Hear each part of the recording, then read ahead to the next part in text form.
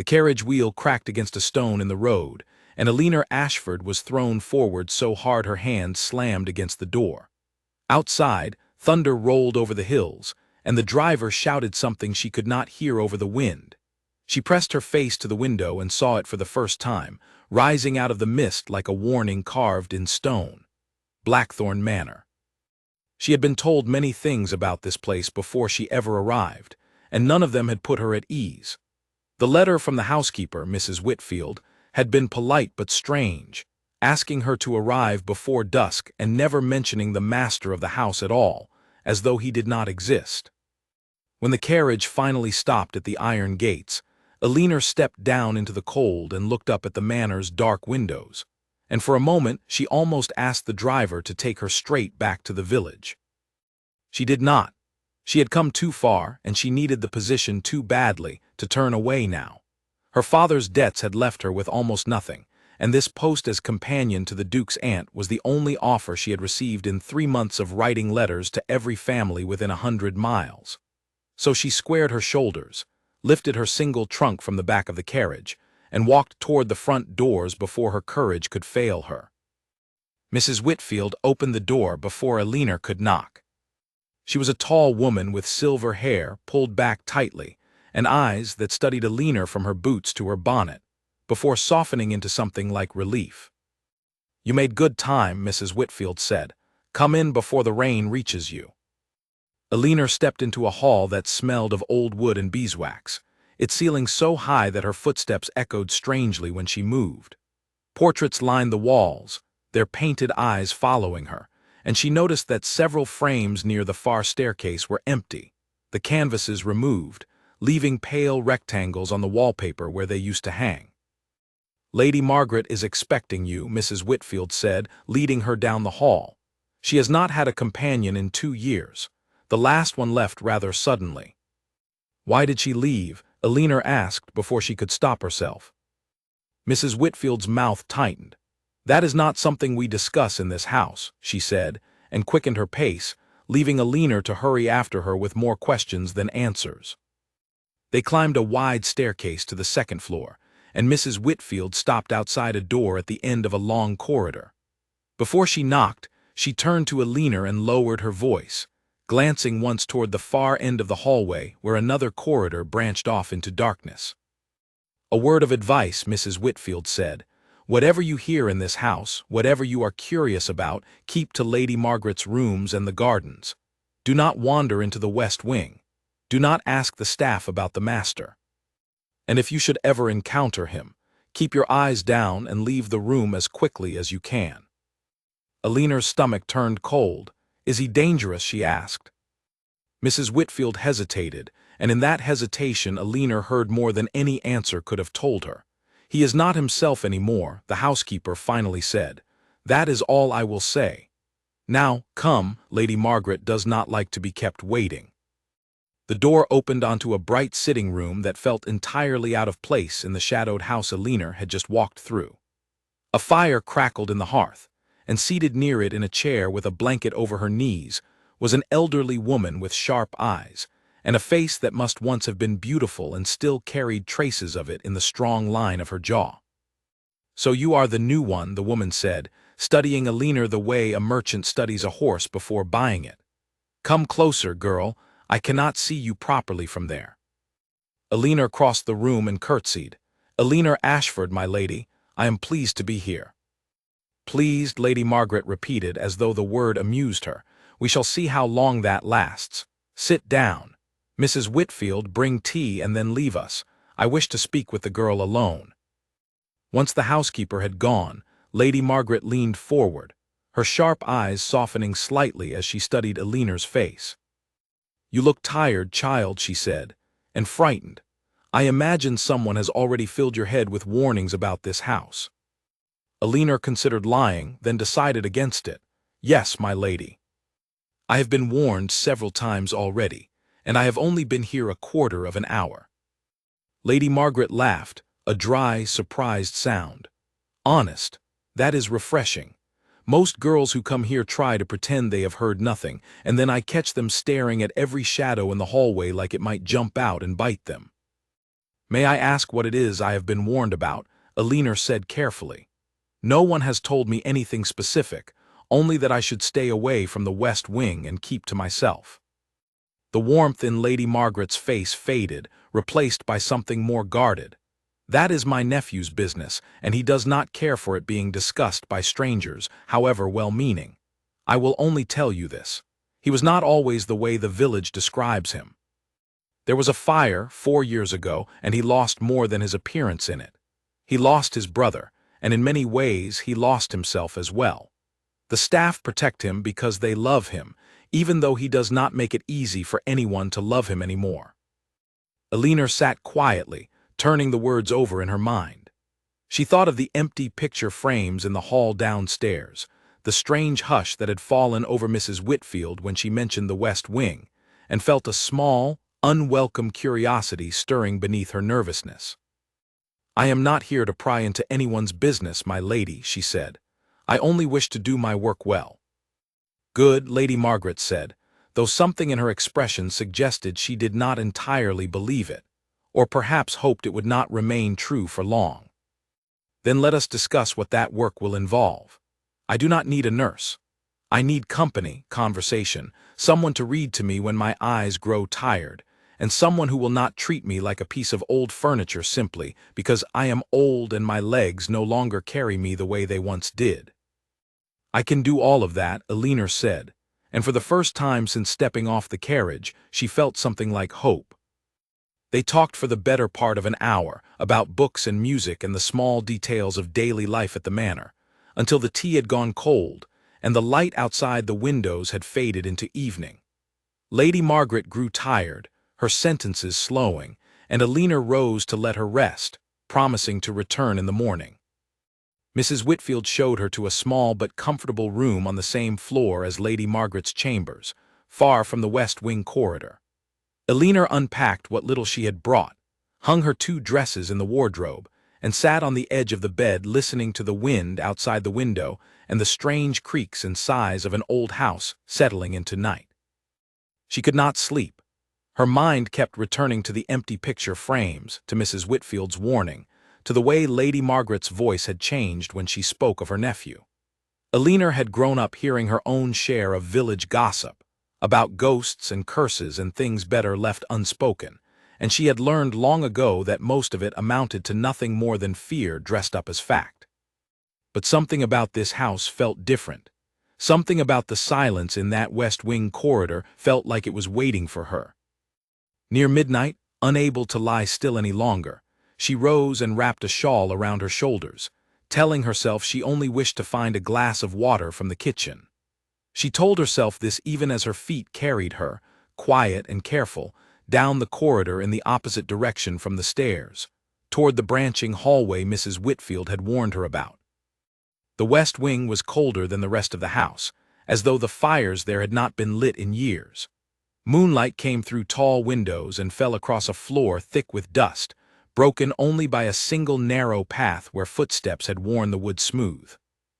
Alina followed that path without quite deciding to, her candle throwing long shadows against the walls, until she reached a set of double doors at the very end of the corridor, slightly ajar, with faint light spilling out from within. She should have turned back. She knew that even as she stepped closer, even as her hand reached out and pushed the door open another few inches. She told herself later that it was only curiosity, only the same restless nature that had gotten her into trouble as a child, sneaking into rooms she had been told to avoid. But in that moment, standing at the threshold of a room she had been warned against with more urgency than any other place in the house, she felt something pulling her forward that she could not quite name. The room beyond was a study lined floor to ceiling with books, a large desk positioned near the cold hearth. And there, in the far corner where the moonlight did not reach, a figure sat motionless in a high-backed chair, so still that for one terrifying moment Alina thought she was looking at a portrait rather than a living man. Then he moved, and she realized her mistake. Her breath caught in her throat, and for a heartbeat neither of them spoke. The figure rose slowly from the chair, tall and broad-shouldered, and turned enough that the candlelight touched one side of his face, leaving the other in shadow. She could not make out his features clearly, only the impression of him, dark and still and utterly silent, watching her the way one might watch an intruder who had wandered somewhere they had no right to be. Alina's first instinct was to run. Every warning she had received that day rushed back to her at once. Mrs. Whitfield's lowered voice, Lady Margaret's careful phrasing, the empty frames on the wall. She had been told to keep her eyes down and leave quickly if she ever encountered him, and here she was, standing in the doorway of his private study in the middle of the night, staring directly at him with her candle trembling in her hand. And yet she did not run. She was not entirely sure why. Perhaps it was exhaustion from the long journey, or perhaps it was simple foolishness. But instead of fleeing, she found herself speaking, her voice quieter and steadier than she expected it to be. "Forgive me," she said. "I did not mean to disturb you. I was looking for the kitchen, and I believe I have taken a very wrong turn." Silence answered her, stretching long enough that she began to wonder if he intended to answer at all. Then his voice came, low and rough, as though it had not been used in speaking to another person for some time. "You are lost," he said. It was not quite a question. Very lost, Alina admitted, and something in her tone must have surprised him, because he took a half-step forward before catching himself and retreating back into the shadow, as though remembering something about himself that made him unwilling to be seen clearly. "You should leave," he said, and this time there was an edge to it, not quite anger but something close to warning. "This is not a place for you." "I am beginning to understand that," Alina said, but she did not move immediately. She glanced once around the study, at the shelves crowded with books, at the cold hearth that had clearly not held a fire in a long while despite the chill of the room, at the single chair positioned in the darkest corner, as far from the windows as it was possible to sit. It struck her, in that strange, suspended moment, that this did not look like the lair of a monster the village had described to her in whispers. It looked like the room of a man who had chosen to disappear. "I am sorry to have intruded," she said finally. "I will find my own way back." She turned to go, and it was only as she reached the door that his voice stopped her again, quieter this time, almost reluctant. "The kitchen is 2 floors below," he said. "Down the main stairs, past the portrait gallery, through the door on the left." Alina turned back, surprised by the small kindness buried inside the otherwise unwelcoming exchange. "Thank you," she said. He said nothing more, and after a moment she left, pulling the door closed gently behind her, and made her way back through the cold corridor toward the warmth of the rest of the house. Her heart was pounding, not from fear exactly, though there had been a flicker of that too, but from something else entirely, something she could not name as she lay awake long after returning to her room, staring at the ceiling and thinking of a shadowed figure who had told her where to find the kitchen instead of shouting her away. In the morning, she woke to gray light and the sound of rain against her window, and for a moment she wondered if the entire encounter had been a dream born of nerves and unfamiliar surroundings. But when she dressed and made her way down to breakfast, she caught Mrs. Whitfield studying her with a careful, searching look, as though the housekeeper already suspected exactly where Alina had gone the night before. "You look as though you did not sleep well," Mrs. Whitfield said, setting a plate in front of her. "I slept well enough," Alina said, which was not quite a lie and not quite the truth either. Mrs. Whitfield did not press further, though her eyes lingered a moment longer than necessary. "Lady Margaret will want you at 9 o'clock, she said instead. "And Alina, if you should find yourself wandering again in the night, I would ask that you remember what I told you yesterday. Some doors in this house are closed for good reason." Alina nodded and said nothing, though she thought of the study at the end of the West Wing corridor, of the man who had sat so still in the darkness that she had mistaken him for a painting, and of the strange, unexpected pull she had felt standing in his doorway, a pull that every warning in the house had failed to overpower. She finished her breakfast in silence, unaware that her arrival at Blackthorn Manor had already set something in motion that neither warnings nor closed doors would be able to stop. 3 days passed before Alina saw him again, and in those 3 days she learned the rhythm of Blackthorn Manor the way a sailor learns the moods of the sea. She learned that Lady Margaret woke early and liked her tea strong, that Mrs. Whitfield ran the household with quiet precision, and that the servants spoke of the master only in careful, roundabout phrases, never using his name directly, as though saying it too plainly might summon something they did not wish to face. She also learned, though no one told her outright, that he took his meals alone in the West Wing, that he had not set foot in the main house in over a year, and that the villagers who came to deliver goods to the manor gate never stayed past dusk, hurrying away before the light failed as though the darkness itself belonged to him. None of it stopped Alina from thinking about him. She told herself it was simple curiosity, the same restless nature that had always gotten her into trouble, nothing more. But in quiet moments, reading to Lady Margaret by the fire or walking alone through the garden paths, her mind returned again and again to the study at the end of the West Wing corridor, to the low, rough voice that had told her where to find the kitchen instead of driving her away.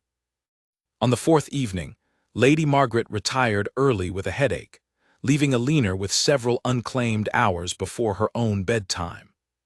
She told herself she only wanted air, that the manor's high ceilings and heavy silence had grown too much for her, and so she wrapped a shawl around her shoulders and slipped out through a side door into the garden, where the last of the daylight was fading into a soft violet dusk. The garden at Blackthorn Manor had clearly once been magnificent. Even now, half wild and untended, it held traces of careful design, gravel paths curving between rose beds gone thorny with neglect, a stone fountain standing dry and cracked at the center, statues of small stone animals peeking out from beneath overgrown hedges. Alina wandered without any particular direction, breathing in the cool evening air, grateful simply to be outside the weight of the house's silence. She did not notice at first that she was not alone. It was the snap of a twig underfoot that made her turn, her heart leaping into her throat, and there, standing near the dry fountain with his back half turned to her, was the same tall, broad-shouldered figure she had encountered in the study 3 nights before. He wore a long dark coat despite the mild evening, and a wide-brimmed hat that shadowed the upper half of his face, though even in the dim light she could make out enough to understand why the village whispered the things it did. The left side of his face bore the marks of old fire, the skin pulled tight and uneven from temple to jaw, while the right side remained untouched, still handsome in a way that made the contrast all the more striking. He had not yet seen her, and for a moment Alina considered retreating quietly the way she had come, honoring at least this one time the warning she had been given. But something stopped her, some instinct she could not fully explain, and instead of leaving she remained where she was, watching him watch the empty fountain as though it held some answer he had been searching for. "You are following me now," he said, without turning around, and Alina startled, wondering how he had known she was there. "I promise you I am not," she said, once she had recovered enough to speak.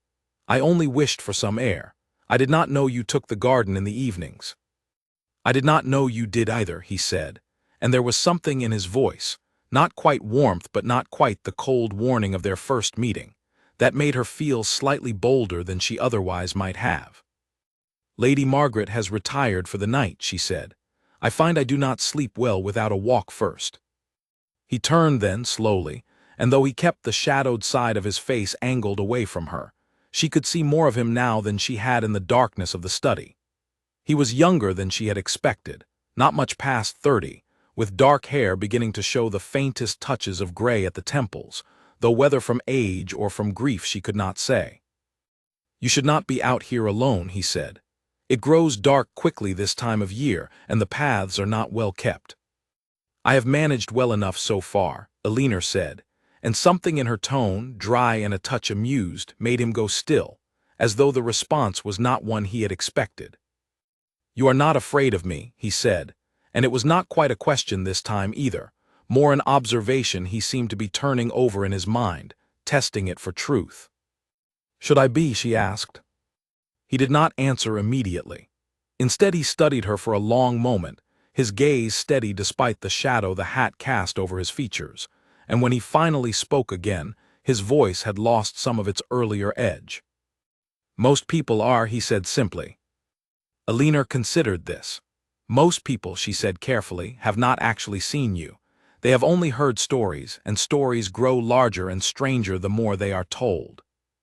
I have now met you twice, and both times you told me where to find something I had lost. That does not sound like a man anyone should fear.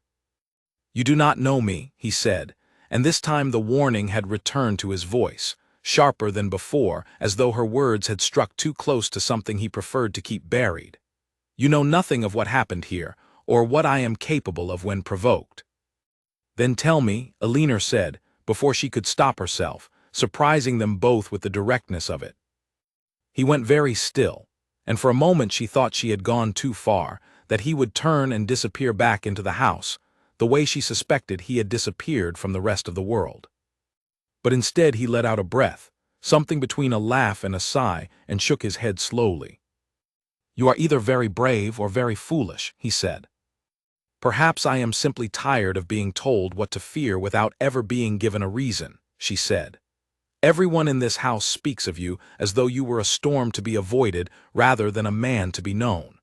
I find I would rather form my own opinion, if it is all the same to you. He was quiet for a long moment, and in the fading light Elinor could not tell whether she had offended him or intrigued him, or perhaps some uncomfortable mixture of both. When he finally spoke, his voice had changed again, quieter now, almost thoughtful. What is your name? He asked. Elinor Ashford, she said. I am companion to Lady Margaret. I know who you are, he said. My aunt has spoken of little else since you arrived. She says you are honest to a fault and entirely too curious for your own good. That sounds like an accurate description, Elinor admitted, and to her surprise he made a sound that might almost have been a laugh, quickly suppressed, as though laughter itself was something he had forgotten how to allow. I am Gideon, he said, after a moment, though I imagine you have already heard several other names attached to me by now, none of them flattering, I am sure.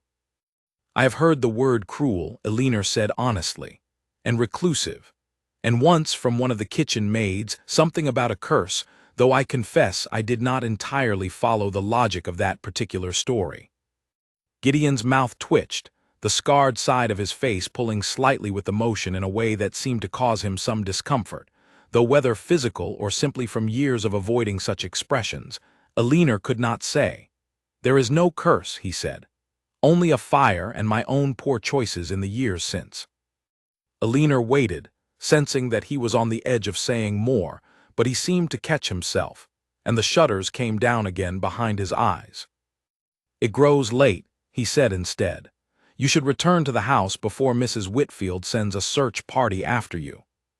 I imagine she would only be relieved to find I had not been eaten by whatever creature the villagers believe lives in your west wing, Elinor said, and this time the sound Gideon made was unmistakably a laugh, short and rusty, as though the muscles required for it had not been used in a very long time. Good night, Miss Ashford, he said, and turned to walk back toward the house, his long coat trailing over the overgrown garden path. Good night, Your Grace, Elinor called after him, and thought she saw his shoulders stiffen slightly at the title, though he did not turn back or offer any reply. She stood alone in the darkening garden for a long while after he had gone, turning the conversation over in her mind, and found herself smiling despite everything she had been warned about, despite every sensible instinct that told her she ought to be more careful.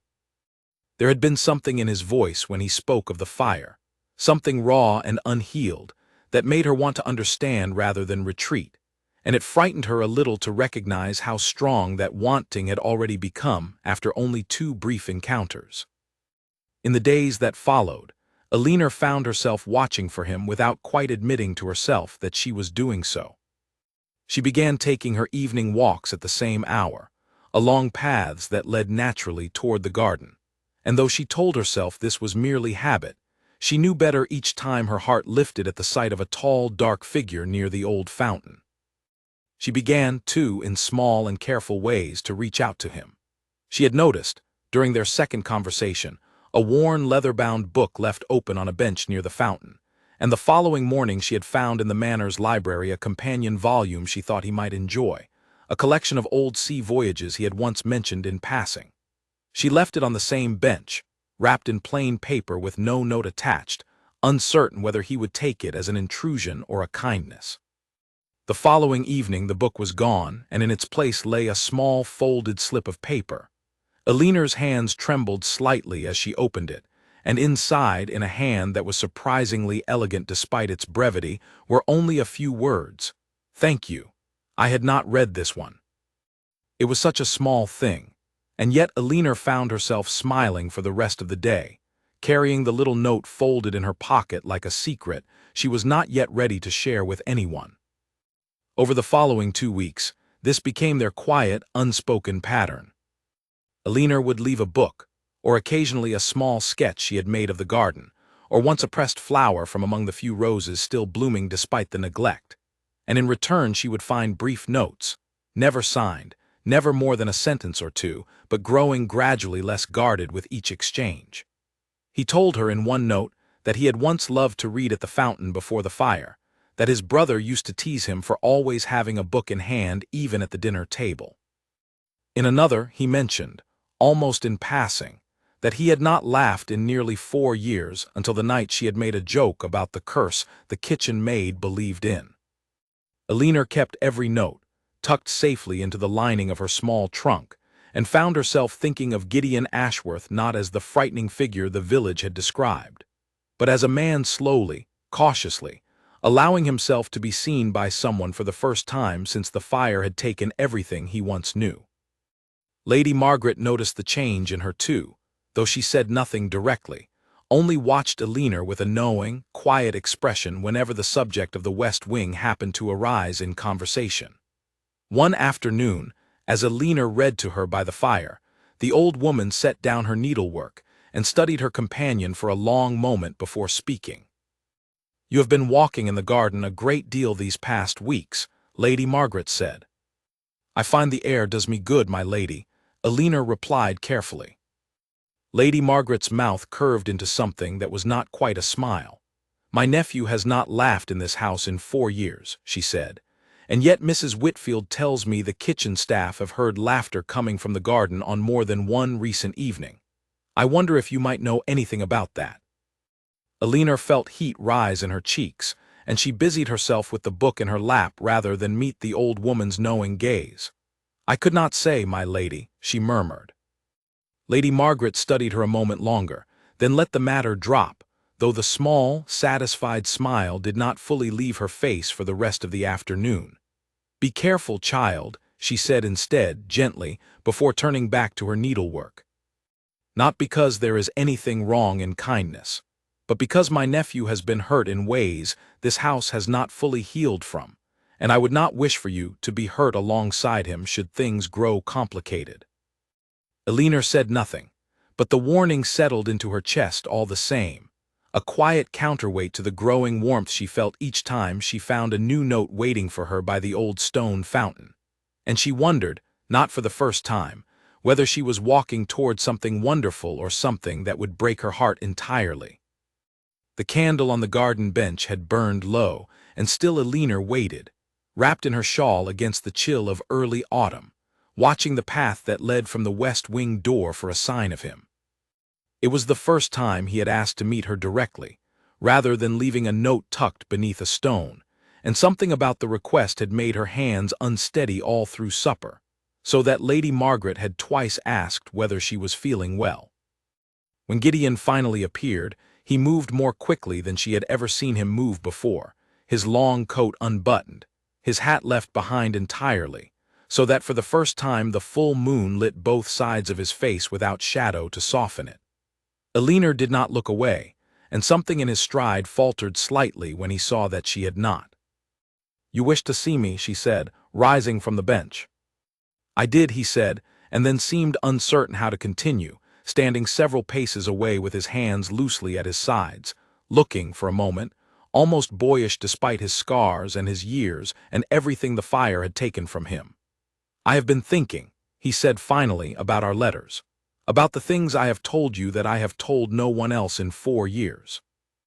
Elinar waited, sensing he needed the space to find his own way toward whatever he had come to say. "I do not entirely understand it," he continued. "Why it is easier to write these things to you than to speak them aloud, even now, even standing here. I have spent 4 years believing that no one could look at me and see anything but the fire, and yet you have looked at me plainly, more than once, and I have not seen in your face what I see in everyone else's." "What do you see in everyone else's?" Alina asked gently. "Pity," he said, the word coming out rough, almost bitter. "Or fear. Or worse, a kind of performance of not being afraid, which is somehow harder to bear than honest fear would be.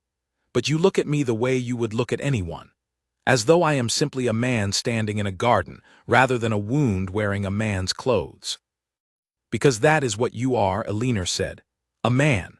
Not a wound, not a story the village tells to frighten children, not a curse. A man who lost his brother and very nearly lost himself, and who is, despite everything, still standing here in this garden speaking with me under the moon. I do not know why anyone would look at that and see anything to fear." Gideon closed the distance between them slowly, as though giving her every opportunity to step back, and when she did not, he stopped close enough that she could see the firelight reflected faintly in his eyes even without a lantern between them. "Tell me about your brother," Alina said softly. "You have never spoken of him directly, only around the edges of him, in the notes you leave me. I think perhaps it would help to say his name aloud to someone who is not afraid to hear it." For a long moment Gideon said nothing, and Alina thought perhaps she had pushed too far, that he would retreat the way he always seemed to when the conversation drew too near the fire itself. But then he sat down heavily on the edge of the dry fountain, and after a moment she sat beside him, close enough that their shoulders nearly touched. "His name was Edward," Gideon said finally, his voice low and unsteady in a way she had not heard from him before. "He was 2 years younger than me, and he was everything I was not. Warm, where I was reserved. Quick to laugh, where I always thought too long before speaking. Our father died when we were young, and Edward was the one who kept this house feeling like a home rather than simply a title I had inherited too early. I do not know what I would have become without him, and now I never will, because I do know what I became after losing him." "What happened?" Alina asked, her voice barely above a whisper, careful not to press too hard, only to hold the space open for him to fill if he chose. "There was a fire in the east wing, 4 years ago this coming winter," Gideon said. "A candle left too close to old curtains, nothing more sinister than that, though the village has invented far stranger explanations over the years. I woke to the smell of smoke and went to find him, and I did find him, but not in time. I carried him out myself, and I still remember every step of that hallway, the heat of it, the way the smoke burned my throat so badly I could not call out for help even when I tried. I got him outside, but he had already breathed in too much smoke, and nothing the physician did afterward could undo what had already been done. I lived. He did not. And I have spent every day since then wondering why the fire chose to leave its mark on my face and take my brother's life instead of the other way around." Alina felt her eyes sting, and she did not try to stop the tears that gathered there, sensing that false composure would only convince him that his grief was something to be managed rather than witnessed. "That was not a choice you made," she said. "The fire did not choose based on what either of you deserved. It simply happened, cruelly and without reason, the way terrible things so often do." "I know that, in the part of my mind that reasons clearly," Gideon said. "But grief does not live in that part of the mind. It lives somewhere else entirely, somewhere that does not listen to reason no matter how many times I try to argue with it. I have told myself 1,000 times that I could not have saved him, that I did everything a man could do in those few minutes, and still some nights I lie awake and count every second I might have moved faster, every choice that might have changed the outcome if only I had made it differently." "That is not living," Alina said quietly. "That is only surviving, and there is a great difference between the two." Gideon turned to look at her then, and something in his expression had shifted, raw and unguarded in a way she had not seen from him before, not even in his most honest letters. "I do not know how to do the other thing anymore," he said. "I have shut myself away in that west wing for so long that I am not certain I remember how to be part of the world again, even if I wish to be." "Perhaps you do not need to remember all at once," Alina said. Perhaps it is enough, for now, to sit in a garden with someone who is not afraid of you, and to let that be a small beginning." He reached out slowly, and for a moment Alina thought he meant to take her hand, but instead, he simply touched the edge of her sleeve, as though testing whether the moment was real, whether she would still be there once he had confirmed it. She did not pull away, and something in his shoulders eased.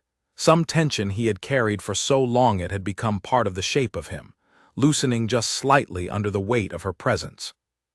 They sat together in silence for a long while after that, the moon climbing higher over the manor's dark roofline, and Alina found that she did not want the evening to end, did not want to return to the separate, careful lives they had been leading, exchanging notes under stones rather than sitting together in the open like this, honest and unguarded. "I should return to my rooms," she said eventually, though she made no move to rise. "Mrs. Whitfield will worry." Gideon nodded, though he too seemed reluctant to end the moment. "Will you walk with me again tomorrow?" he asked, and there was a vulnerability in the question that told her how much courage it had cost him to ask it plainly rather than leaving it, as he had left so much else, folded into a note beneath a stone. "I will," Alina said, and meant it more than she had meant almost anything in her life. Over the following weeks, their evening walks became a fixed and cherished part of Alina's days, something she found herself looking forward to from the moment she woke each morning. Gideon began, slowly, to venture beyond the garden itself, walking with her along the edges of the estate, past the old stables and the overgrown orchard where wild apples had gone unpicked for years. He told her more of Edward, of their childhood together, of the small rebellions they had staged against their strict father, and in turn she told him of her own life, of her father's debts and her mother's early death, of the years she had spent teaching herself to be useful in a world that valued women mostly for their connections and their fortunes, neither of which she possessed.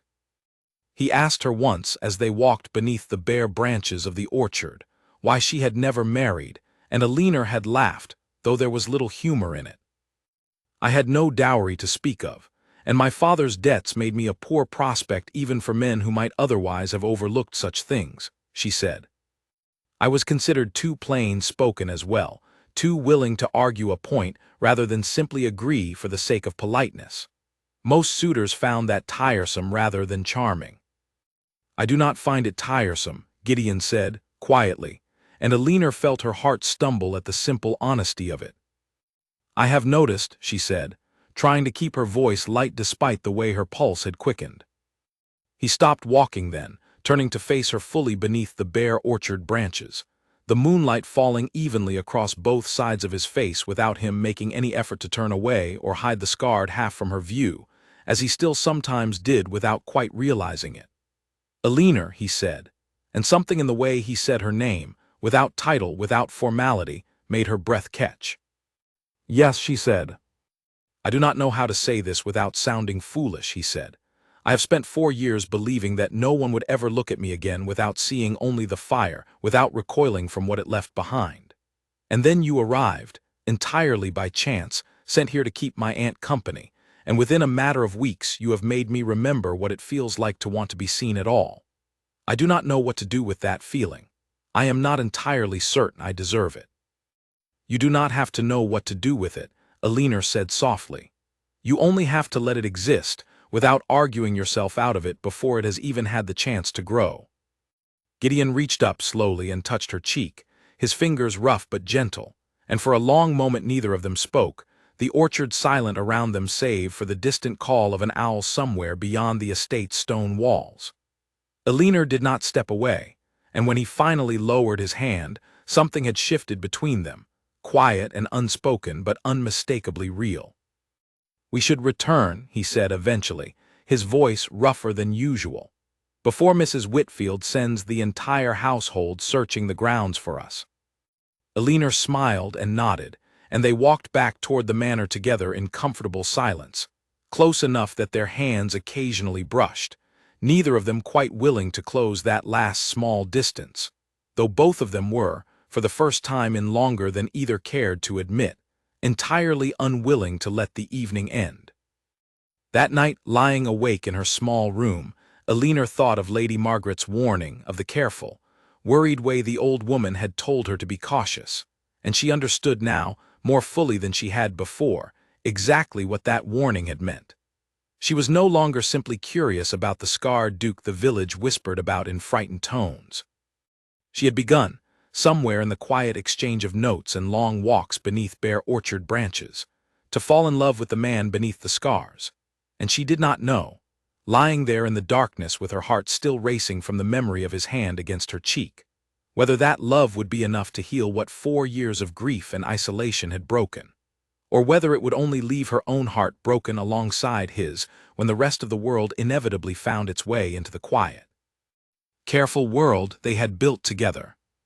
The letter arrived on a Tuesday morning, carried up from the village by a boy who refused to enter the manor grounds and instead handed it to a stable hand at the gate, muttering something about not wanting to spend a moment longer than necessary near the place. Mrs. Whitfield brought it to Alina with a curious expression, since Alina rarely received correspondence of any kind, her few remaining relatives scattered and disinterested, her father long past writing letters to anyone. Alina opened it in the privacy of her room, and found it was an invitation, addressed to her directly, to a gathering at the home of a Mrs. Constance Hale, one of the more prominent women in the village, known for hosting evenings of cards and conversation that most of the local gentry considered essential to attend. Alina had met Mrs. Hale only once, briefly, during a visit to the village shops, and had not expected to receive any invitation from her at all, let alone one written in such careful, flattering language. She showed the letter to Lady Margaret that afternoon, uncertain what to make of it, and the old woman's face grew troubled as she read it over. Constance Hale does not invite companions to her evenings out of simple kindness, Lady Margaret said, setting the letter down with a frown. She invites people when she wants something from them, or when she wishes to examine them more closely for gossip. I suspect, my dear, that word of your walks with my nephew has finally reached the village, and Mrs. Hale wishes to see for herself what all the whispering concerns. Alina felt a cold unease settle in her stomach. Should I decline? She asked. Lady Margaret considered this for a long moment. You could, she said, but I suspect that would only fuel more speculation, not less. Sometimes it is wiser to walk directly into the fire than to let others imagine what might be waiting there in your absence. Though I confess, I do not envy you the evening ahead if you choose to attend.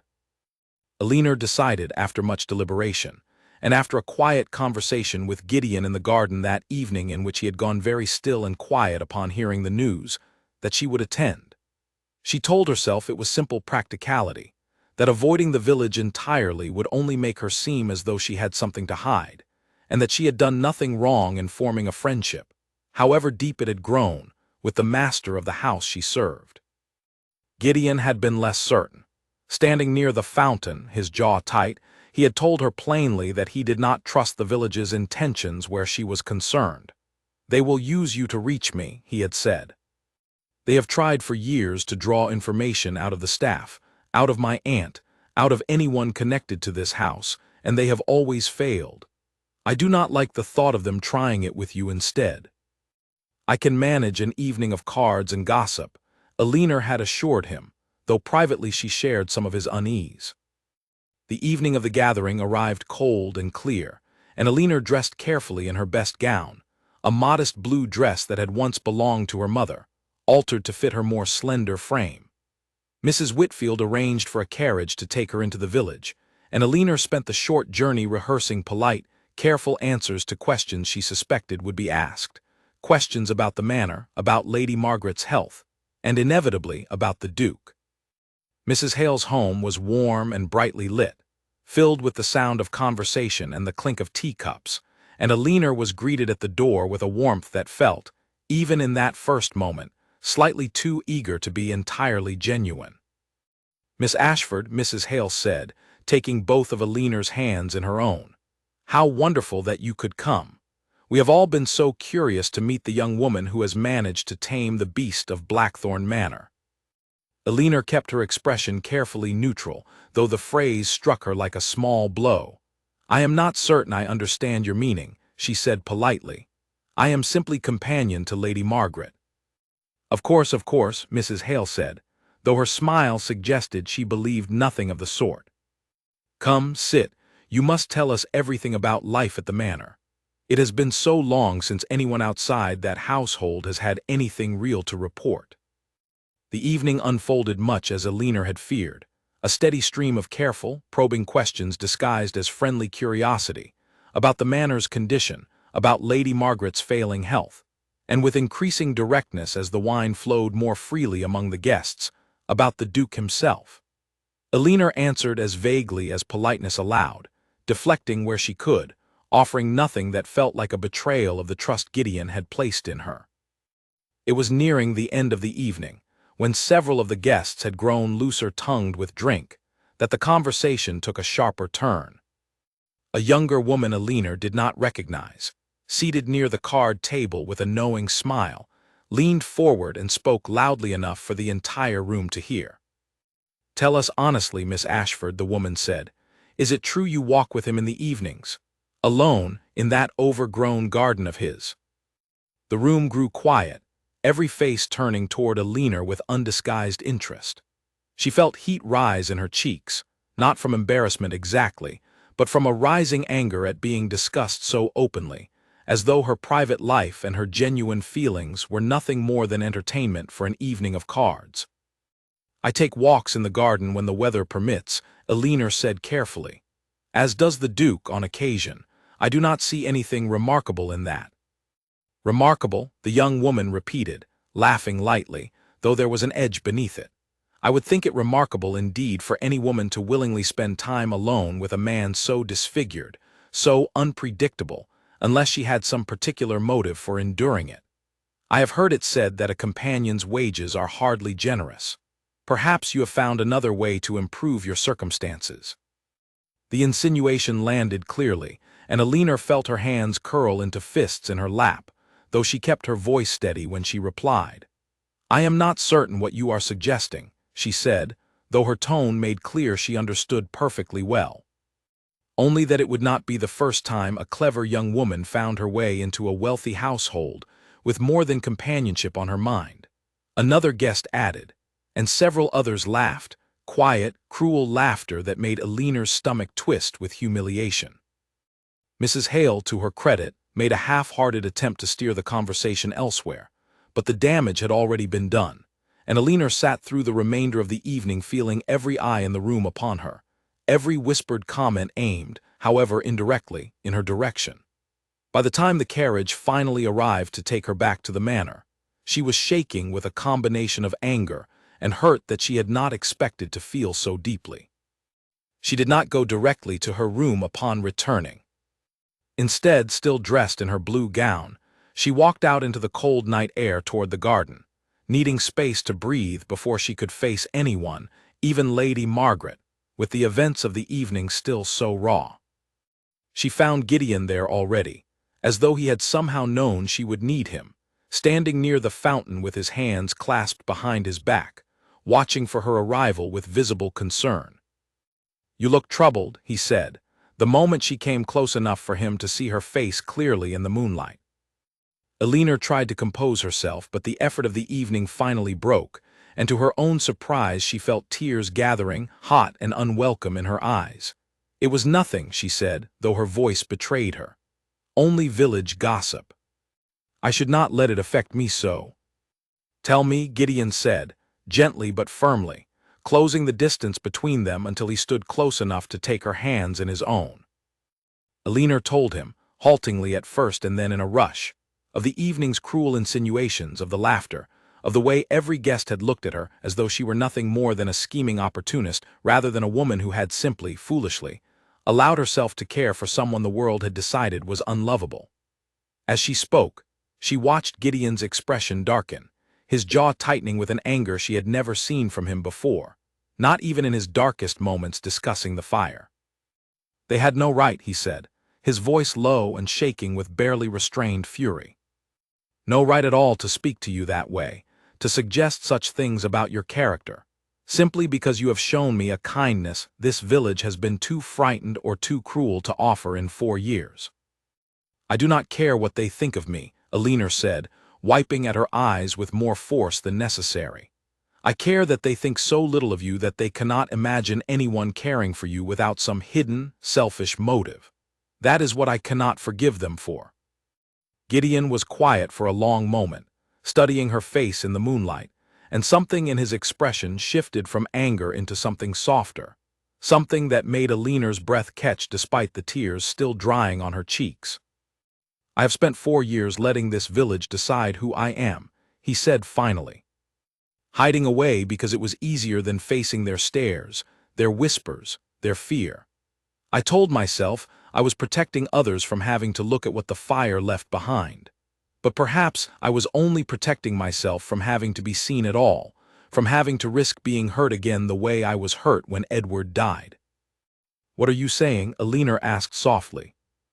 I am saying that I am tired of hiding, Gideon said, and there was a new resolve in his voice, quiet but unmistakable. I am saying that you deserve better than to sit alone in a room full of people who mock you for caring about a man too much a coward to defend her honor himself. And I am saying that I do not intend to remain that coward any longer. Elinor searched his face, uncertain exactly what he meant, but before she could ask, he had already taken her hand more firmly in his own, his thumb brushing gently across her knuckles in a gesture that felt like both comfort and promise. Let them talk, he said. Let the whole village talk if they wish. I find, standing here with you, that I no longer care what any of them think, so long as you do not doubt what is true between us. I do not doubt it, Elinor said, and meant it more fully than she had ever meant anything. They stood together by the fountain for a long while after that, the earlier humiliation of the evening slowly softening into something more bearable, cushioned by the quiet certainty growing between them. And Elinor thought, watching the moonlight play across Gideon's face without either of them looking away, that whatever the village chose to whisper about her in the days to come, she would not trade this moment, this man, this fragile and hard-won closeness, for anything they might offer in its place. She did not yet know how deeply her decision to attend that evening's gathering would echo through the weeks that followed, or how the village's cruel curiosity would soon draw the attention of someone far more dangerous than a room full of gossiping women, someone with far more to lose, and far less mercy to offer, should the truth of what was growing between Elinor and Gideon ever reach beyond the walls of Blackthorn Manor. News of Elinor's evening at Mrs. Hale's home spread through the village faster than she could have imagined possible, growing more distorted with each retelling, until by the end of the week the story bore only a passing resemblance to what had actually occurred. She heard fragments of it secondhand, from the stable hands who brought supplies from the village, and repeated what they had heard at the tavern, from the delivery boy who no longer bothered to hide his curious stares when he arrived at the manor gate. In the version now circulating through the village, Elinor had all but confessed to scheming her way into the Duke's affections for the sake of his fortune, and Gideon, in turn, was said to have fallen so completely under her spell that he had abandoned what little sense the fire had left him. Elinor tried at first to ignore it, throwing herself into her duties with Lady Margaret, taking comfort in the old woman's steady, unbothered company and in her evening walks with Gideon, which continued despite everything, growing if anything more open and unguarded as the days passed. But the whispers followed her even within the walls of the manor, carried in through the servants who could not help but overhear the talk of tradesmen and delivery boys, and Elinor began to notice small, subtle changes in how some of the staff regarded her, a hesitation before certain conversations, a wariness in eyes that had once been simply curious. It was Lady Margaret who finally insisted, nearly 2 weeks after the gathering at Mrs. Hale's, that the matter needed to be addressed directly rather than left to fester in silence. There is to be a harvest fair in the village this coming Saturday, Lady Margaret announced one afternoon, setting down her needlework with the air of someone who had already decided the outcome of the conversation before it had properly begun. I have not attended in years, but I find I am tired of hearing my nephew's name spoken only in whispers by people too cowardly to say it to his face. I intend to go, and I intend for you to accompany me, Elinor, and if my nephew has any sense at all, which I confess I sometimes doubt, he will accompany us both." Elinor felt a flicker of unease at the suggestion, remembering the sharp, mocking laughter of Mrs. Hale's guests, but she said nothing to discourage the plan, sensing that Lady Margaret's mind was already firmly made up. Gideon, when told of the plan that evening in the garden, was considerably more resistant. "You wish for me to stand in the middle of the village square," he said, his voice tight with a mixture of disbelief and old, familiar dread, "while every person who has spent 4 years avoiding my name stares at what the fire left of my face. I wish for you to stop letting them decide who you are from a distance," Elinor said gently, taking his hand in hers as they walked beneath the darkening sky. "You told me yourself, only weeks ago, that you were tired of hiding. This is your chance to prove that to yourself, not simply to me or to your aunt." Gideon was quiet for a long moment, his jaw working as he considered it, and when he finally spoke, his voice was rougher than usual. "And if they stare," he said, "if they whisper, if they say the things about you that they said at that gathering, only worse now, with me standing beside you to give them a target, then we will face it together," Elinor said simply. "I would rather stand beside you and be stared at than continue creeping through gardens after dark, as though what is between us were something shameful rather than something good." In the end he agreed, though Elinor could see the effort it cost him and the tension that lingered in his shoulders for the remainder of the week. In the way he grew quieter and more withdrawn as Saturday approached, as though bracing himself for a battle he was not certain he had the strength to win. The morning of the harvest fair arrived bright and unseasonably warm, the village square filled with stalls selling autumn produce, ribbons and pies and small wooden toys, children running between the crowds with the easy joy of a community gathered for celebration. Elinor dressed carefully, choosing her best dress once more, and met Lady Margaret and Gideon in the manor's front hall, where the old woman inspected her nephew with visible approval, noting that he had, for the first time in years, dressed without concealing every inch of his scarred face beneath hat and collar. "You look well," Lady Margaret told him, and though Gideon's expression remained tense, he offered her a small, grateful nod. The carriage ride into the village felt longer than Elinor remembered, tension thick in the small space, and by the time they arrived at the edge of the square, she could feel Gideon's hand tighten around hers where it rested between them on the carriage seat, seeking reassurance he was clearly reluctant to ask for aloud. The moment they stepped down from the carriage, a hush fell over the nearest stalls, spreading outward in a slow ripple as more and more villagers turned to see what had caused the sudden quiet. Elinor felt every eye in the square settle upon them, and beside her, Gideon went very still, his jaw set in a hard line as he faced the crowd he had avoided for 4 long years. For a long, uncomfortable moment, no one moved, no one spoke, the entire square suspended in a silence thick enough to feel like something physical pressing against Elinor's chest. Then Lady Margaret, with the composure of a woman who had faced far worse than village gossip in her long life, stepped forward with her cane and addressed the nearest stall keeper as though nothing at all were amiss.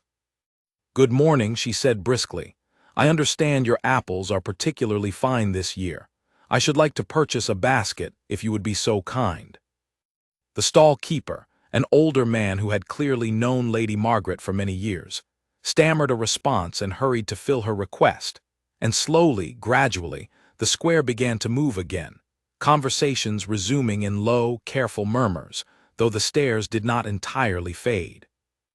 Elinor stayed close to Gideon's side as they walked through the fair, and though she could feel the weight of curious, wary glances following them everywhere they went, she also noticed, with quiet relief, that no one approached them directly, no one dared repeat aloud the cruel things that had been whispered so freely at Mrs. Hale's gathering. It was nearing midday, as they paused near a stall selling ribbons and thread, that the peace was finally broken.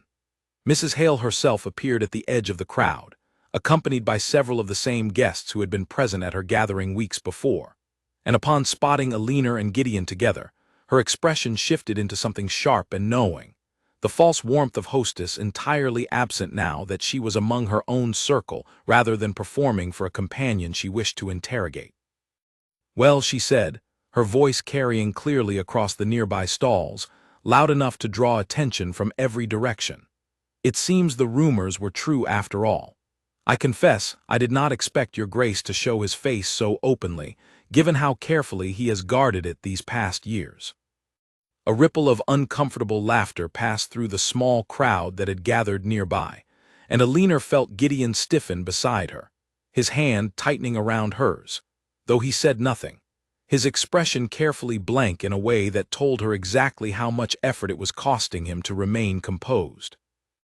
"Mrs. Hale," Lady Margaret said sharply, stepping forward with the full force of her authority as the highest-ranking woman present, "I would ask that you mind your tongue. My nephew has done nothing to warrant such treatment, and I will not stand by while you humiliate him in the middle of a public square for the sake of your own entertainment. I only speak what half this village already whispers behind closed doors," Mrs. Hale said, though there was a slight falter in her confidence now, facing Lady Margaret's clear disapproval. "Everyone wonders what a woman like Miss Ashford truly wants from a man like him. It is only natural to be curious." Alina felt something inside her that had been coiled tight for weeks finally snap, not into panic, but into a clear, steady anger that steadied rather than shook her voice when she finally spoke. "What I want," Alina said, loudly enough for the gathered crowd to hear clearly, "is for people to stop deciding what is in another person's heart based on nothing more than fear and gossip. I have spent weeks listening to this village whisper cruel things about a man they have not troubled themselves to actually know.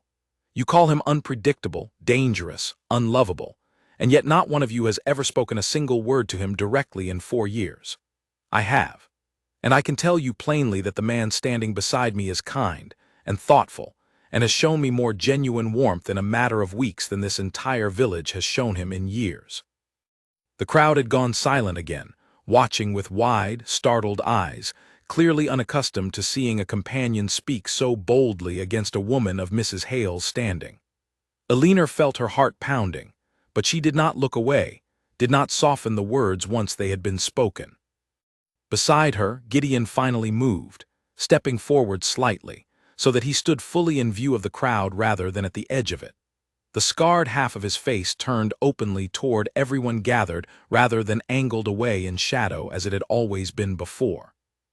"Miss Ashford speaks for herself," he said, his voice carrying with a steadiness that surprised even Alina, given how tense he had been only moments before. "But I will speak for myself as well, since it seems this village has done enough speaking on my behalf without ever once asking me directly. I lost my brother in a fire that also left me looking as I do now. I did not choose this face, and I did not choose the years of grief that followed it. What I have chosen, these past weeks, is to allow myself to trust someone again, after 4 years of believing I did not deserve to. If that offends this village more than the years of silence and whispering ever did, then I find I have very little regard left for this village's opinion." A long, stunned silence followed his words, broken finally not by Mrs. Hale, whose face had gone pale and uncertain, but by an elderly woman near the front of the crowd, someone Alina did not recognize, who stepped forward with tears visible in her eyes. "I remember your brother," the woman said softly, addressing Gideon directly for what was clearly the first time in years. "Edward used to bring my grandchildren sweets from the manor kitchen every Christmas.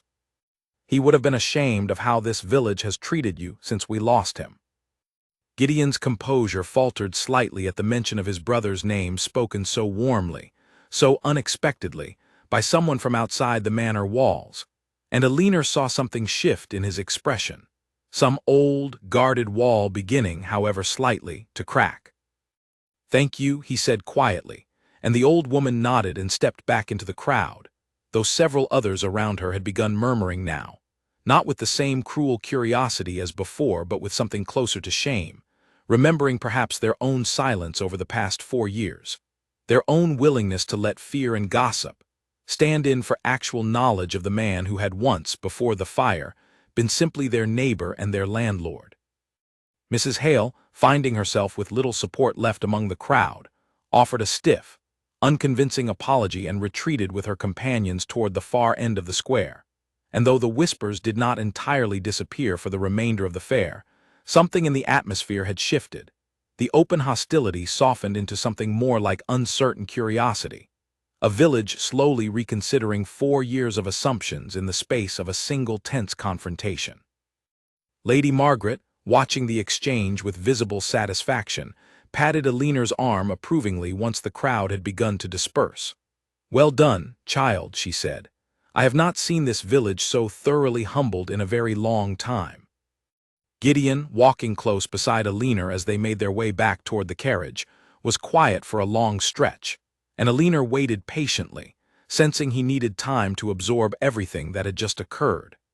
It was only once they were seated inside the carriage, the noise of the fair fading behind them, that he finally spoke, his voice low and filled with something that sounded almost like wonder. "I have not stood in that square in 4 years," he said. "I told myself I never would again, that it was easier to simply disappear than to face what people would say. And yet you stood there and defended me without a moment's hesitation, in front of the very people who have spent years mocking what the fire left behind."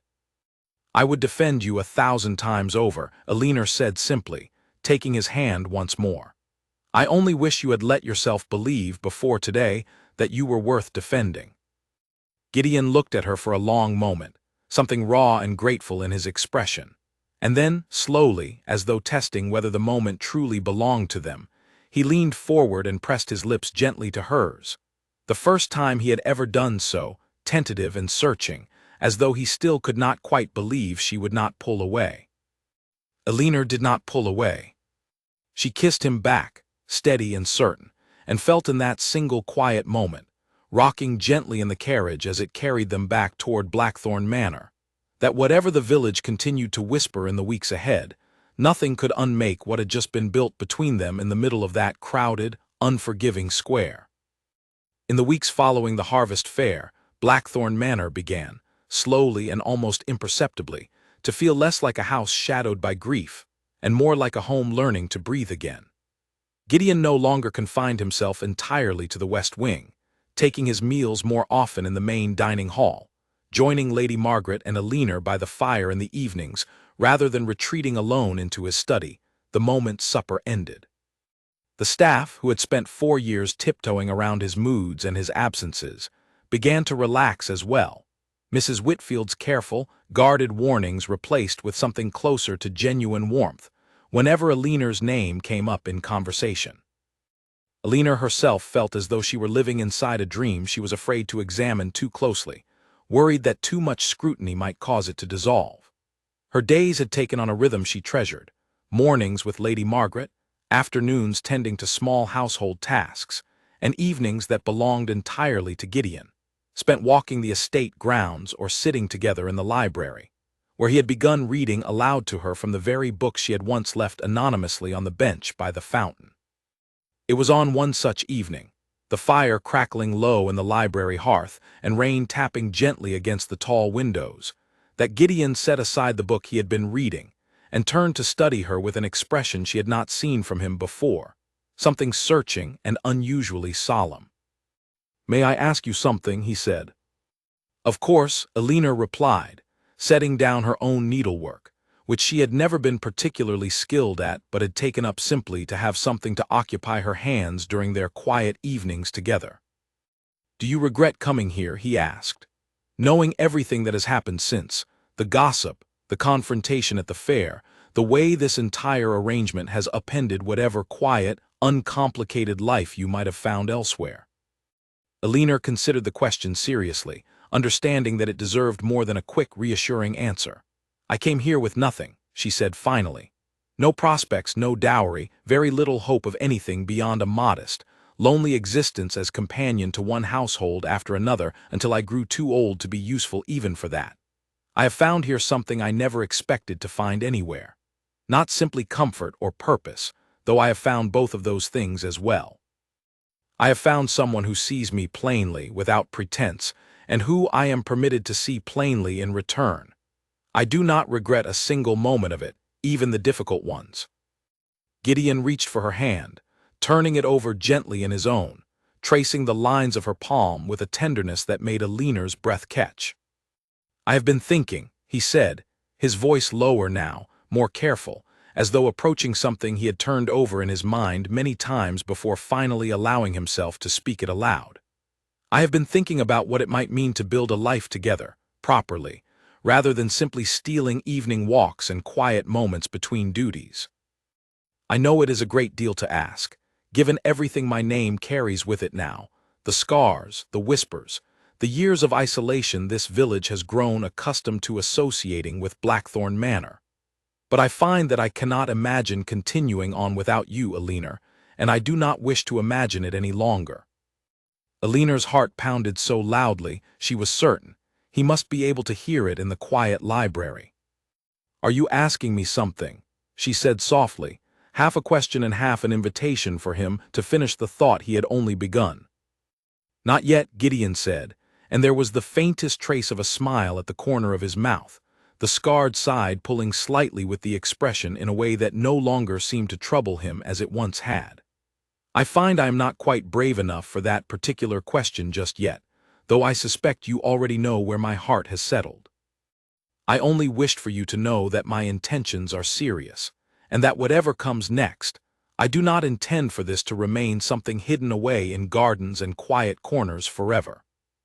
Alinar leaned forward and kissed him gently, feeling the warmth of his hand cupping her cheek in response, and for a long moment neither of them spoke, content simply to sit together in the firelight, the rain continuing its soft rhythm against the windows outside.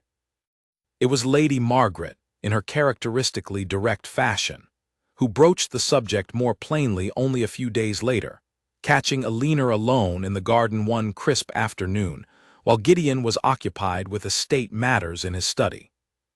"My nephew has always been a cautious man, even before the fire," Lady Margaret said without preamble, settling onto a garden bench with the aid of her cane while Alinar sat beside her.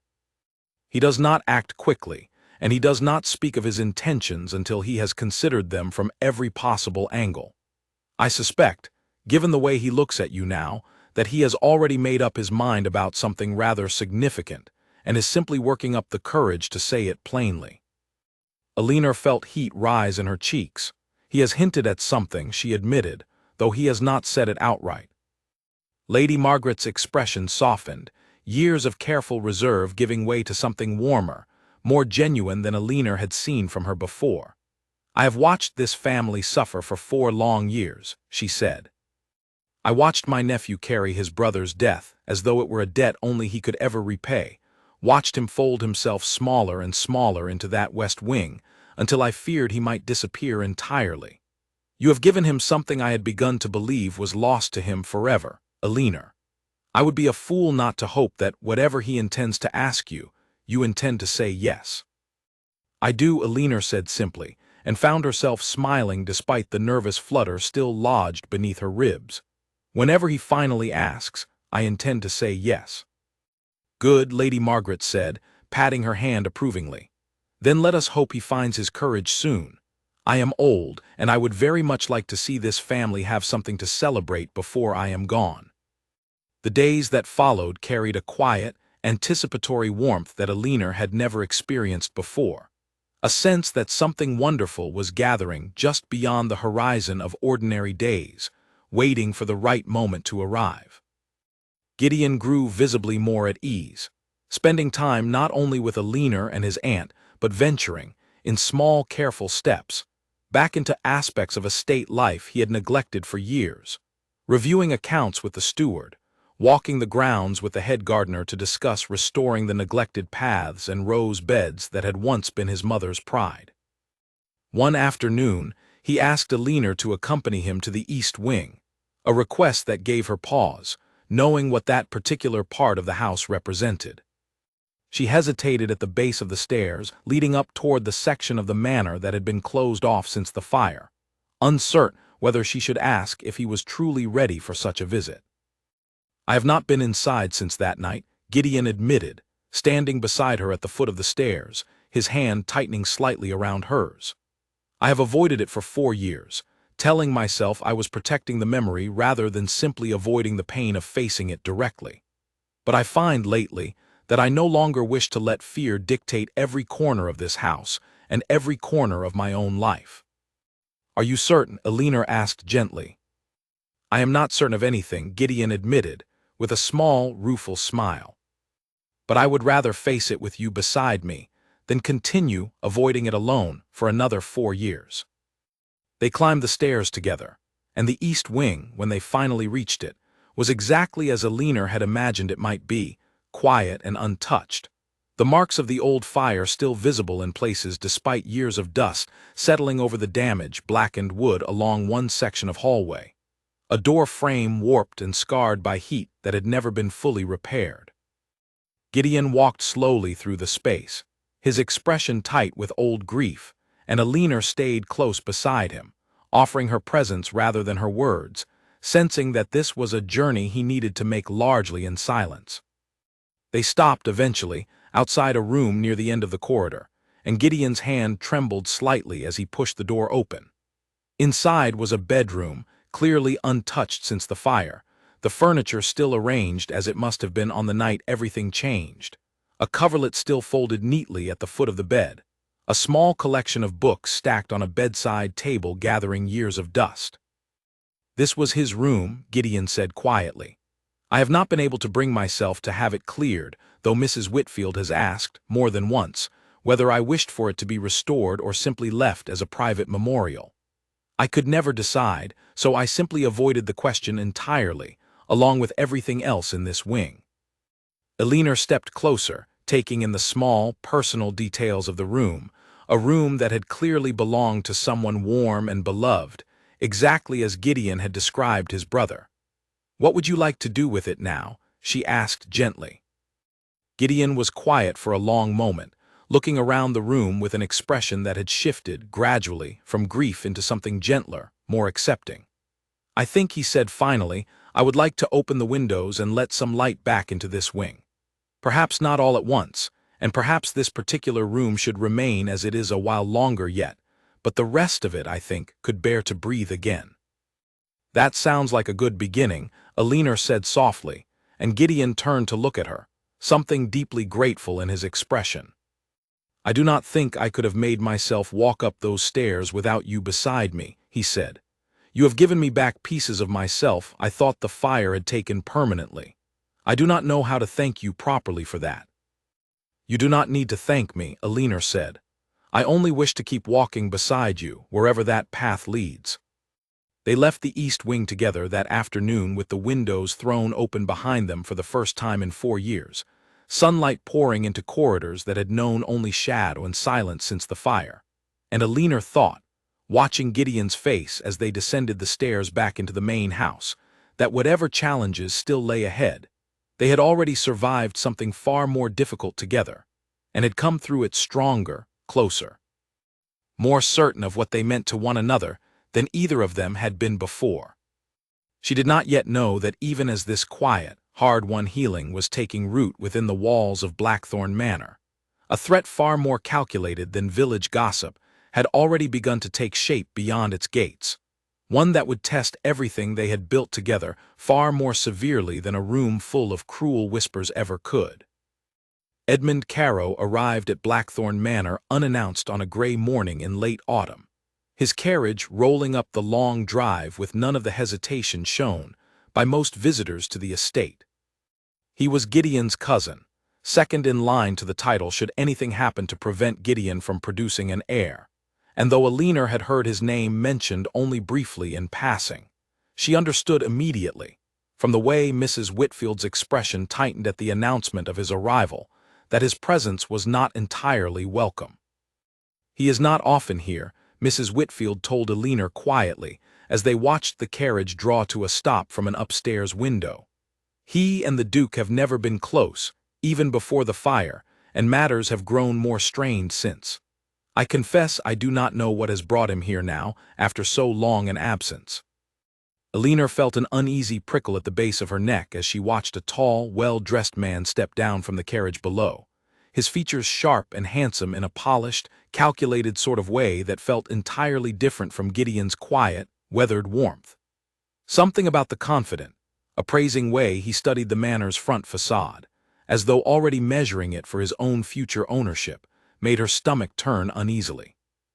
Gideon greeted his cousin in the front hall with visible reserve, and Alina, standing a respectful distance away, could sense immediately the old tension between them, courteous on the surface but brittle underneath, like ice over a pond too thin to bear real weight. "Edmund," Gideon said, his tone civil but cool, "I did not expect you." "I find myself in the area on family business," Edmund replied smoothly, his eyes moving briefly, deliberately, toward Alina before returning to his cousin's face. "I thought it only proper to pay my respects, given how long it has been since my last visit. And I confess, cousin, I have heard some rather interesting news reaching even as far as my own estate, concerning certain changes here at Blackthorn." Gideon's jaw tightened almost imperceptibly. "I am not certain what news you refer to," he said, though his tone suggested he understood perfectly well. Edmund's smile widened, sharp and knowing. "Come now, cousin," he said, "the whole county speaks of little else. The reclusive duke, finally drawn out of his shadows by a companion of uncertain fortune. It is quite the romantic tale, I must admit, the sort one hears in ballads rather than in the drawing rooms of respectable families." Alina felt heat rise in her cheeks at the barely veiled insult, but she said nothing, sensing that any response from her would only give Edmund more material to work with. Gideon, however, stepped slightly forward, positioning himself protectively between his cousin and Alina without seeming to fully realize he had done so. "Miss Ashford is a valued companion to my aunt, and a dear friend to myself as well," he said firmly. "I would ask that you speak of her with proper respect, Edmund, whatever gossip you may have heard on your travels." "Of course," Edmund said, inclining his head in a gesture of mock apology that did nothing to soften the calculation Alina could see clearly in his eyes. "I meant no disrespect, cousin. I only wished to offer my congratulations, if congratulations are indeed in order." The conversation moved on to more mundane matters after that. Discussions of the estate, of Lady Margaret's health, of family affairs Alina understood only in fragments. But she remained uneasy throughout Edmund's visit, watching the way his gaze lingered on her whenever he believed himself unobserved, calculating and cold in a manner entirely unlike the open, honest way Gideon had always looked at her.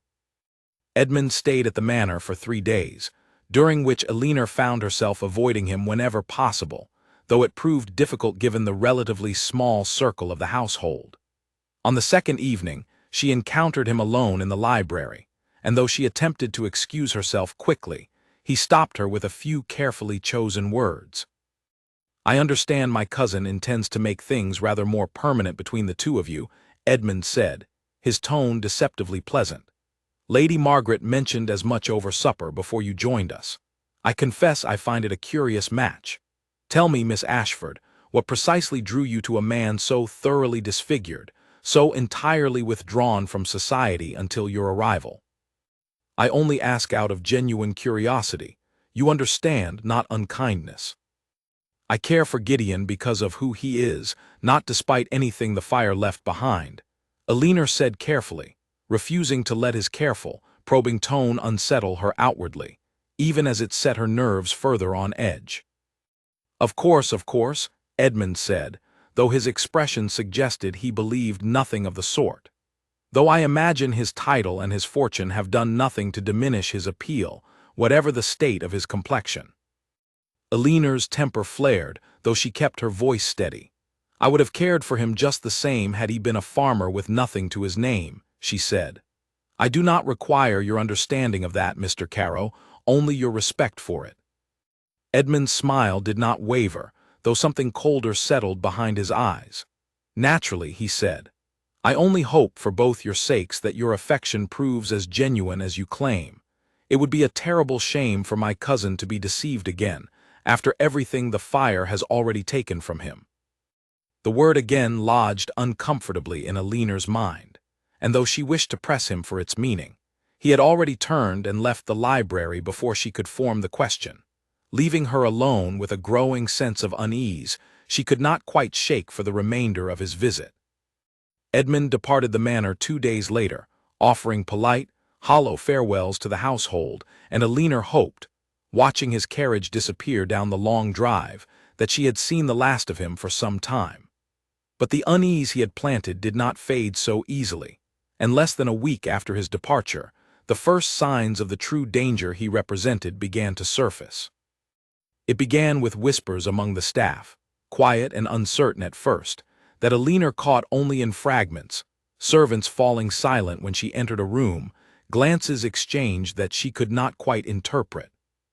Mrs. Whitfield, when Alina finally pressed her directly, admitted with visible reluctance that a rumor had begun circulating, not merely in the village this time but reaching even into the manor's own household, that Alina had been paid, quietly and substantially, by an unnamed party to secure the Duke's affections, with the express purpose of positioning herself for marriage, and through marriage, access to his considerable fortune. Alina's blood ran cold at the accusation. Who is spreading such a thing, she demanded, though some cold, sinking part of her already suspected the answer. Mrs. Whitfield hesitated, clearly unwilling to name names without certainty, but eventually admitted that the rumor seemed to have originated from a letter, anonymous but detailed, that had begun circulating among certain families in the village, describing supposed evidence of a financial arrangement between Alina and an unnamed benefactor eager to see the reclusive Duke finally married off.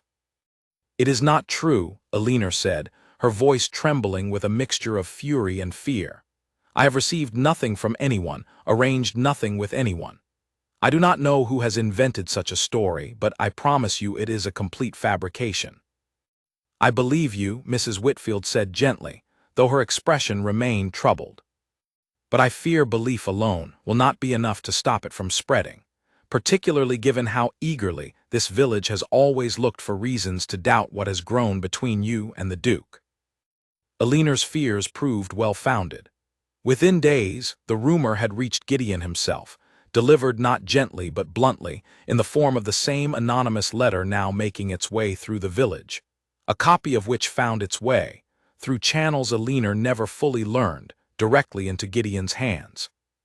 She found him in his study that evening, the letter clutched tightly in his fist, his expression unlike anything she had seen from him before, not the guarded coldness of their first meeting, but something far worse, a raw, wounded betrayal that made her stomach drop the moment she saw his face.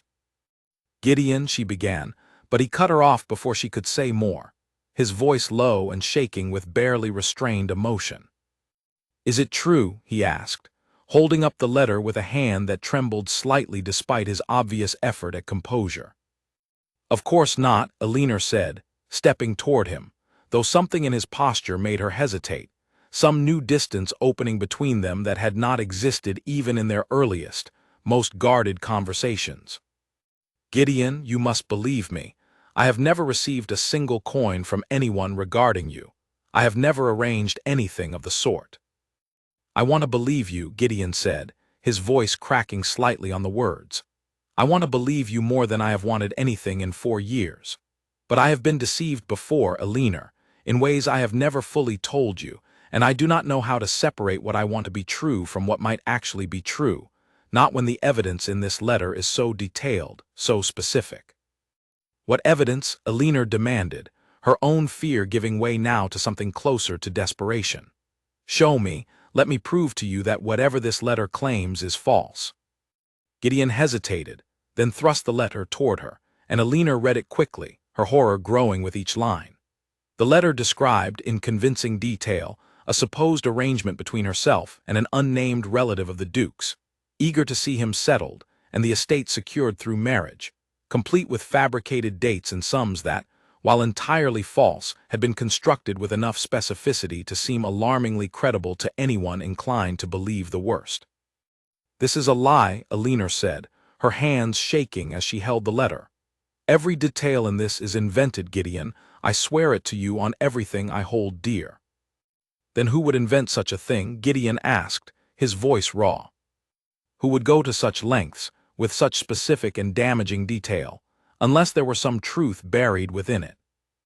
Alina thought immediately of Edmund, of his careful, probing questions in the library, of the cold calculation she had seen behind his polite smile. But before she could voice her suspicion, Gideon had already turned away from her, running a hand through his hair in obvious distress. "I need time," he said quietly, not looking at her. "I need time to think, Elinor, away from you, away from anyone who might sway my judgment in either direction. I am sorry. I do not wish to believe this letter. But I find I no longer know how to trust my own judgment where you are concerned. Not when 4 years ago I trusted the wrong person completely, and it cost me more than I have ever told you." "What do you mean?" Elinor asked, desperate now, but Gideon only shook his head, his expression closed and distant in a way she had not seen since their very first encounter in this same study, so many weeks ago. "Please leave," he said, his voice barely above a whisper. "Not the manor, not yet, my aunt still needs your company. But leave me, please, tonight. I cannot think clearly with you standing before me, and I must think clearly if I am to find my way through this." Elinor left the study with tears streaming freely down her face, her heart shattering with a pain sharper than anything she had experienced even in the depths of her own family's ruin. And she knew, walking alone through the cold, dark corridors back toward her room, that whatever fragile, hard-won happiness they had built together over the past weeks now hung by the thinnest of threads, threatened by a lie she did not yet fully understand. Crafted by someone she was increasingly certain wished to see it entirely destroyed. Elinor did not sleep that night or the night after. She lay awake turning over every detail of the letter in her mind, every calculated word, until a clear, cold certainty settled over her fear, a certainty that carried her from her bed before dawn on the third day, determined to find proof rather than simply hope that Gideon's trust in her would return on its own. She began with Mrs. Whitfield, seeking out the housekeeper in the quiet hours before the rest of the household had risen, and asked her plainly whether any correspondence had passed through the manor's post in recent weeks bearing Edmund Caro's hand. Mrs. Whitfield's expression grew troubled at the question. "There was a letter," she admitted slowly, "sent from his estate not 4 days before this rumor first began circulating in the village. I did not think much of it at the time. Correspondence between the Duke's household and his cousin's estate is not unusual, however strained their relationship. But now that you mention it, the timing does seem rather too convenient to be coincidence.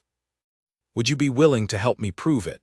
Elinor asked, and Mrs. Whitfield, after a long moment of consideration, nodded firmly. "I have served this family for over 20 years, she said. "I watched the Duke suffer through his brother's death, and I watched him slowly find his way back to himself these past months, more than I ever believed possible. I will not stand by and let a jealous cousin unmake that healing with lies, whatever the risk to my own position in doing so." Together they approached the estate's steward, a careful, methodical man who kept meticulous records of all correspondence and financial matters passing through the household, and after some searching, uncovered proof that solidified Elinor's suspicions entirely. A payment, modest but clearly documented, had been made from Edmund Caro's own accounts to a printer in a neighboring town, known for producing anonymous pamphlets and letters for those willing to pay handsomely for discretion, dated precisely 1 week before the damaging letter had begun circulating through the village. Armed with this evidence, along with a written statement from the printer himself, obtained through the steward's careful, persistent inquiries over the following 2 days, Elinor finally felt she had something substantial enough to bring before Gideon, rather than simply her own tearful assurances, which she understood now had not been enough to overcome 4 years of hard-learned caution and old, unhealed betrayal. She found Gideon in the garden on the 5th morning since he had asked her to leave him, sitting alone near the fountain in the pale early light, looking, for the first time since she had known him, genuinely lost, as though the past days had aged him beyond their actual span. "I have proof," Elinor said, before he could speak, holding out the documents she had gathered with trembling but determined hands. "Proof that Edmund paid a printer to produce that letter, proof that every claim within it was fabricated from nothing but his own ambition and his own jealousy. I did not come here only to ask you to trust my word, Gideon. I came here to show you that my word was true all along." Gideon took the papers slowly, reading through them with an expression that shifted, gradually, from wary uncertainty into something closer to horror, as the full scope of his cousin's deception became clear. He did this deliberately, Gideon said quietly, more to himself than to Alina. He constructed this entire fabrication, paid for it directly, simply to see us destroyed. He wishes to be Duke, Alina said gently. He as good as told me so himself during his visit, though I did not fully understand his meaning at the time. I believe he saw what was growing between us and understood correctly that your happiness threatened whatever hope he held of ever inheriting this estate. Gideon set the papers down slowly, his hands still trembling slightly, and when he finally looked up at Alina, his eyes were filled with a grief and a guilt so raw it made her chest ache to witness it. "I am so sorry," he said, his voice breaking. "I should never have doubted you, not for a single moment. I let old wounds speak louder than everything I have come to know about your heart these past months, and in doing so I caused you pain you did not deserve, on top of everything Edmund's cruelty had already caused. You had reason to be cautious," Alina said softly, kneeling beside him near the fountain. "You told me yourself that you had been deceived before. I cannot fault you for carrying that fear into a moment that seemed to confirm it. I was deceived by my own steward. Years before the fire," Gideon admitted, the words coming haltingly, as though he were finally allowing himself to voice a wound he had never fully shared with her. "A man I trusted completely, who used that trust to steal from this estate for years before I discovered the truth. It was a small betrayal compared to what has happened since, but it taught me to doubt even those closest to me, and that doubt has cost me dearly these past days, nearly costing me you as well." "You have not lost me," Alina said firmly, taking his hands in her own. "I am here, Gideon. I have been here the entire time, waiting for you to find your way back to trusting what we have built together." Gideon looked at her for a long moment, something fragile and hopeful breaking through the guilt still etched across his features, and then slowly, he lowered himself from the edge of the fountain onto one knee before her, still holding her hands in his own. "I do not have the right words prepared," he said, his voice unsteady but sincere. "I had imagined asking you this question under far more romantic circumstances, not 5 days after nearly losing your trust through my own foolishness. But I find I do not wish to wait a single moment longer to ask it plainly. Alina Ashford, will you marry me? Not because of anything Edmund's letter claimed, not because this village or this estate expects it of us, but because I cannot imagine facing another day of my life without you beside me, exactly as you have been these past months, kind and honest and entirely unafraid of what the fire left behind." Alina felt tears spill freely down her cheeks, though this time they were tears of overwhelming joy rather than grief. "Yes," she said, her voice breaking on the single word. "Yes, Gideon, I will marry you." He rose and pulled her into his arms, and they stood together beside the old stone fountain, holding each other tightly as the morning light grew brighter around them, the fear and doubt of the past days finally giving way to something steady and certain, a foundation neither Edmund's lies nor the village's cruel whispers had managed to fully destroy. But their happiness, however hard won, was not yet entirely secure. Edmund Caro, upon learning that his scheme had failed, that his cousin had not only forgiven Alina but intended to marry her, arrived at Blackthorn Manor one final time, his composed, calculating manner entirely stripped away, replaced by open, undisguised fury. "You cannot possibly intend to go through with this," Edmund said, storming into the manor's front hall where Gideon and Alina stood together, having just informed Lady Margaret of their engagement. "This woman has manipulated you, deceived you, and you would reward her with marriage and a title." "It is you who manipulated and deceived," Gideon said, his voice cold and steady in a way that left no room for argument. "I have proof of your scheme, Edmund. The payment to the printer, the fabricated letter, all of it traced directly back to your own accounts. I have half a mind to bring this before a magistrate and let the full weight of the law address what you have done." Edmund's face paled, his earlier fury faltering into something more uncertain, more afraid. "I only wish to protect this family's interests," he said, though the excuse sounded weak even to his own ears. You would have this estate fall into the hands of a woman with no fortune, no name, nothing to recommend her beyond a companion's modest wages. She has more integrity in her smallest finger than you have shown in your entire life, Gideon said sharply. I do not intend to prosecute you, Edmund, for the sake of whatever remains of family loyalty between us.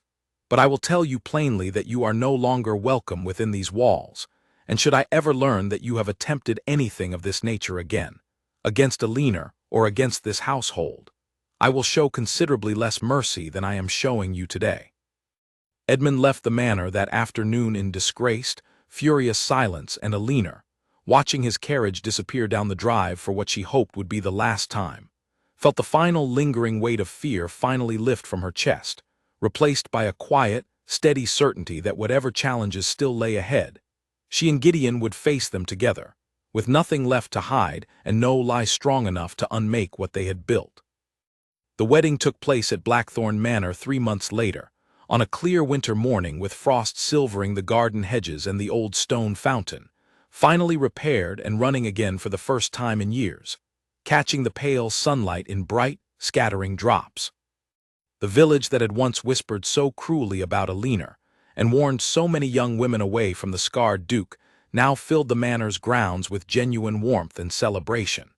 Many of the same faces that had once stared with wary suspicion now smiling openly, as Alinar walked down the garden path toward Gideon, who stood waiting near the fountain in the same spot where he had first asked her to marry him.